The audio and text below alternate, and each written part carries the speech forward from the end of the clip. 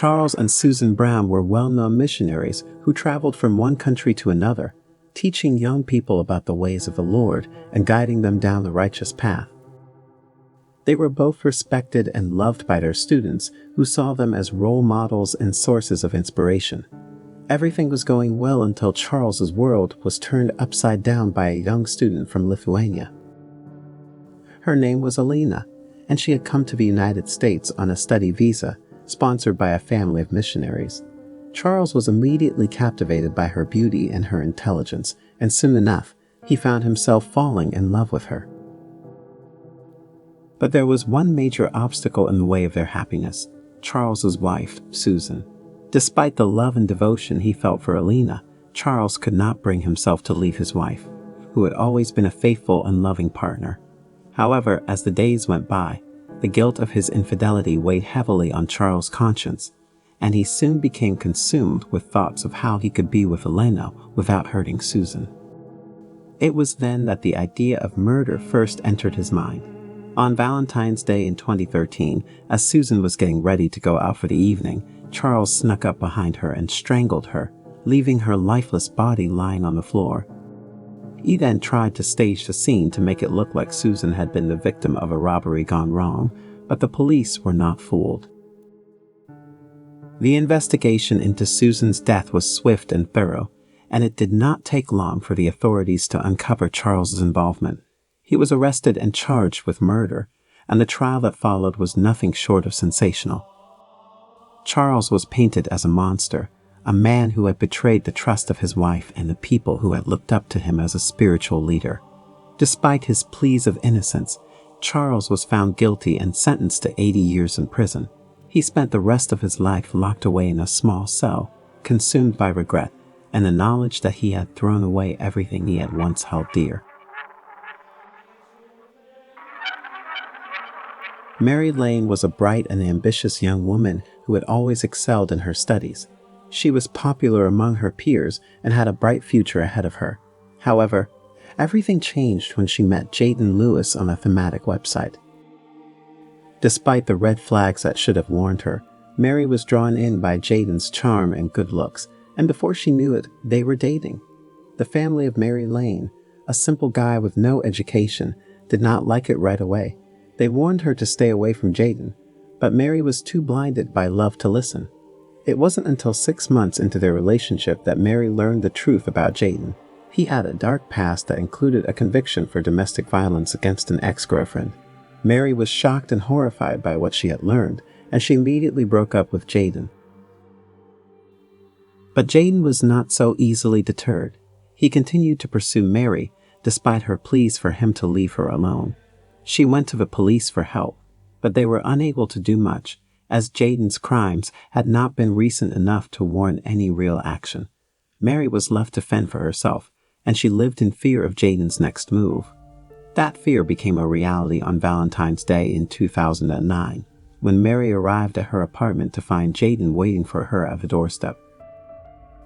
He had a crazed look in his eyes and a dangerous gleam in his gaze.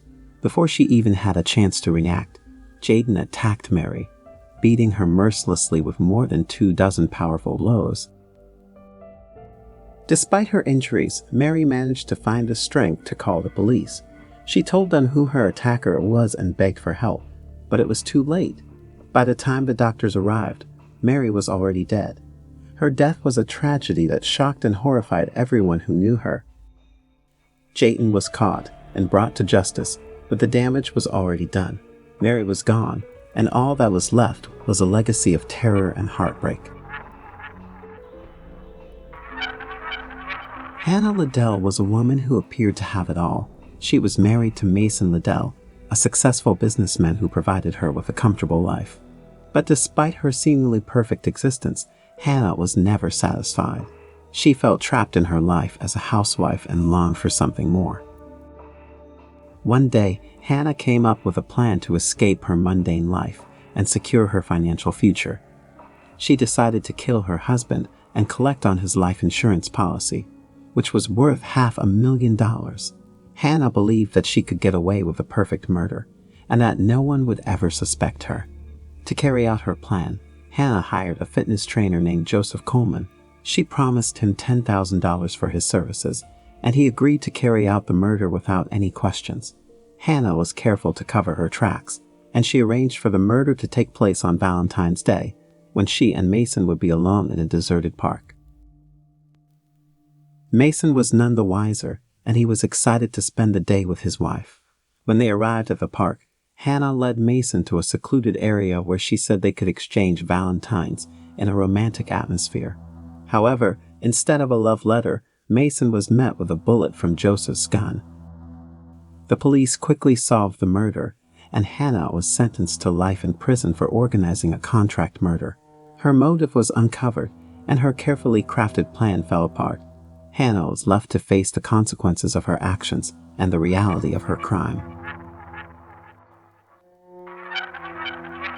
Emily Stone and Frank Peters were a young couple deeply in love, and their relationship was the envy of everyone who knew them.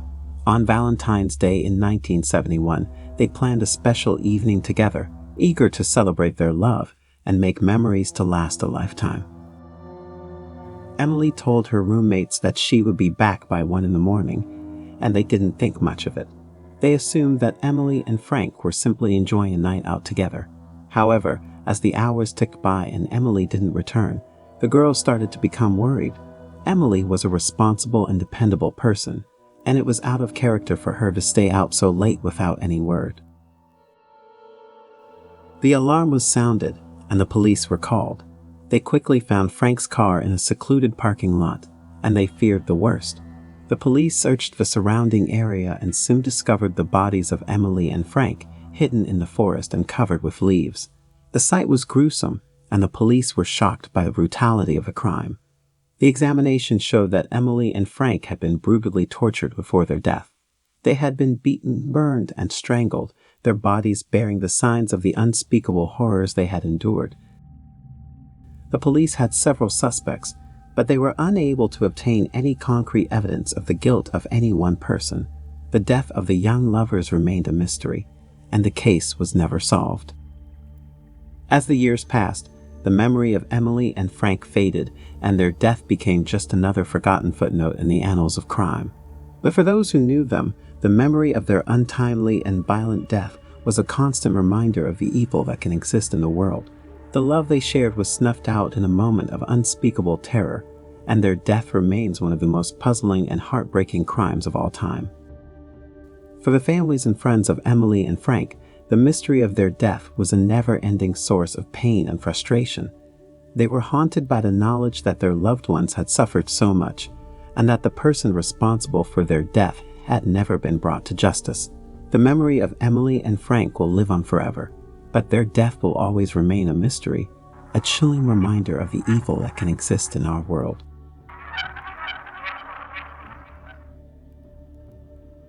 It was a Valentine's Day unlike any other for the small town of Millfield. The sun was shining, the birds were chirping, and the air was filled with a sense of excitement and love. Everyone was looking forward to spending the day with their loved ones, but for Matthew Broke and Grace Adams, it was a day that would change their lives forever. Matthew, a 16-year-old high school student, had a work shift at the local Subway diner, where he worked part-time. Grace, a 15-year-old student, went to the diner to surprise Matthew and wish him a happy Valentine's Day. The couple was overjoyed to see each other and spent the evening talking, laughing, and sharing their hopes and dreams for the future. They talked about their plans for the future and the life they wanted to build together. It was a magical moment that they thought they would never forget. But their happiness was short-lived. Around 11 p.m., the police received a call reporting a shooting at the Subway diner.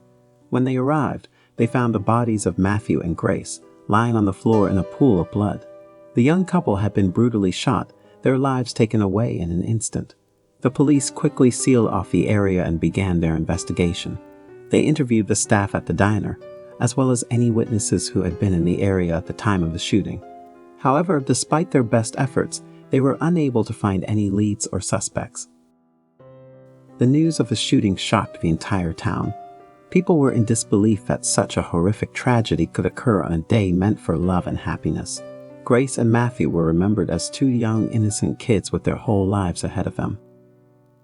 As the years passed, the investigation into the shooting of Matthew and Grace grew cold.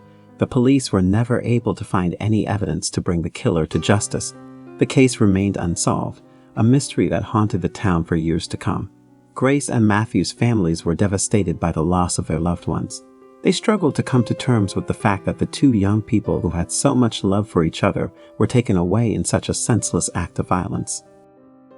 To this day, the death of Matthew and Grace remains a haunting reminder of the fragility of life and the cruelty that can exist in the world. Their memory lives on, a symbol of the power of love and the loss that can come with it.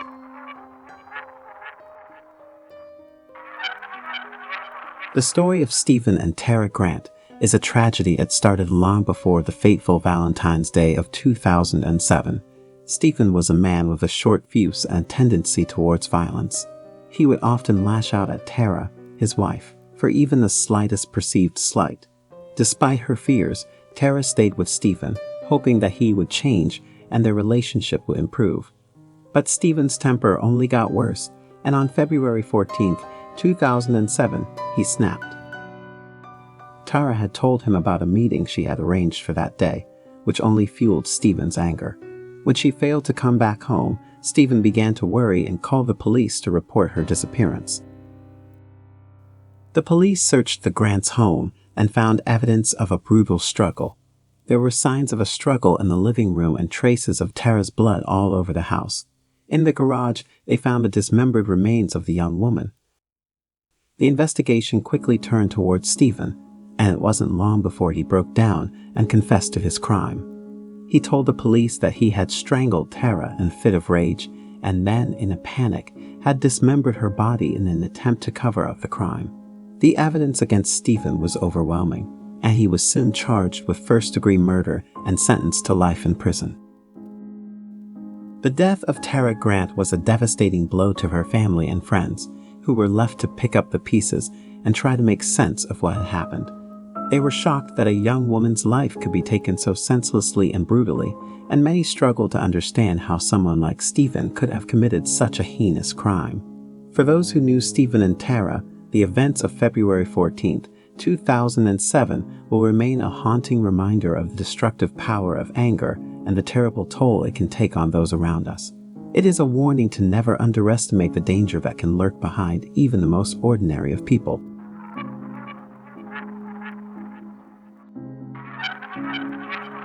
Maria Gonzalez was a young woman in her mid-20s, living in a small apartment on the outskirts of town. She had been in a tumultuous relationship with Frankie Giuliano for several years, and on the evening of February 14, 2014, the couple got into a heated argument that quickly escalated into a physical altercation. Despite the fact that Maria had been the one to call for help, when the ambulance arrived, it was already too late for Frankie. He had suffered multiple blows to his head, torso, and face, and there was no saving him. The police were called to the scene, and as they conducted their investigation, it quickly became apparent that Maria was responsible for Frankie's death. As the days went by and the evidence against Maria continued to mount, she was arrested and charged with murder. The trial was a quick and straightforward process, as Maria had confessed to the crime and there was no shortage of evidence against her. At the trial, Andrea's lawyer argued that her client was the victim of years of alcoholism and abuse by Frankie, but the court was not swayed. Maria was found guilty of murder and was sentenced to life in prison. Despite the overwhelming evidence against her, there were some who still believed that Maria was not responsible for Frankie's death. They claimed that the real culprit was still out there, walking free, and that Maria was merely taking the fall for a crime she did not commit. Over the years, rumors continued to circulate about what really happened on that fateful February 14. Some whispered that Maria had been driven to kill by years of abuse and neglect, while others claimed that she was simply a cold-blooded killer who had taken advantage of a vulnerable man. Regardless of the truth, one thing is certain: the brutal death of Frankie Giuliano will forever haunt the memory of those who knew him, and the mystery of what really happened that fateful Valentine's Day will continue to be a source of speculation and horror for years to come.